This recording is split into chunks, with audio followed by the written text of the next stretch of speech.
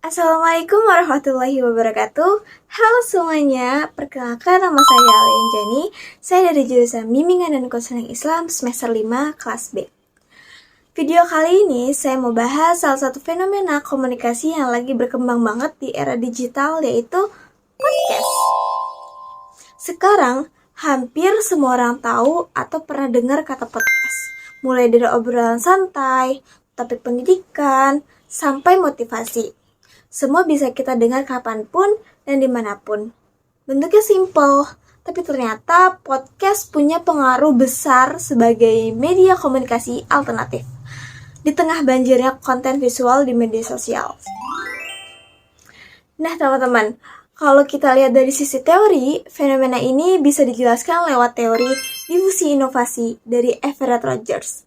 Intinya, teori ini ngomongin tentang gimana sebuah ide atau teknologi baru bisa menyebar dan akhirnya diterima oleh masyarakat. Kalau kita hubungkan dengan podcast, awalnya kan cuma sedikit orang yang tahu atau bikin podcast kan. Biasanya itu kalangan penyiar atau kreator tertentu.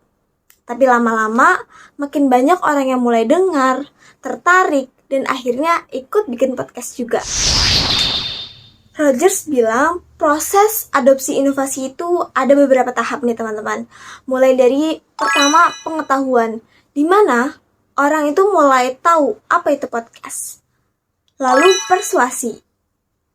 Ketika mereka mulai tertarik karena podcast itu fleksibel dan temanya sangat beragam. Setelah itu keputusan. Mereka mutusin buat coba denger atau bahkan bikin sendiri. Kemudian masuk ke tahap implementasi. Mereka rutin produksi dan promosiin podcastnya di Spotify, YouTube, atau Noise. Dan terakhir, konfirmasi. Ketika podcast udah diterima luas sebagai media komunikasi yang benar-benar efektif dan punya nilai sendiri.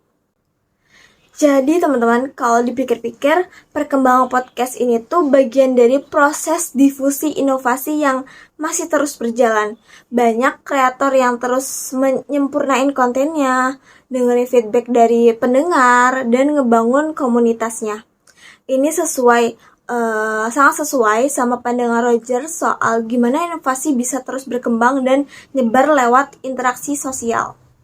Dari situ kita bisa lihat kalau podcast juga media baru yang bisa kita nyebarin ide, ilmu, dan nilai-nilai sosial dengan cara yang lebih santai dan personal.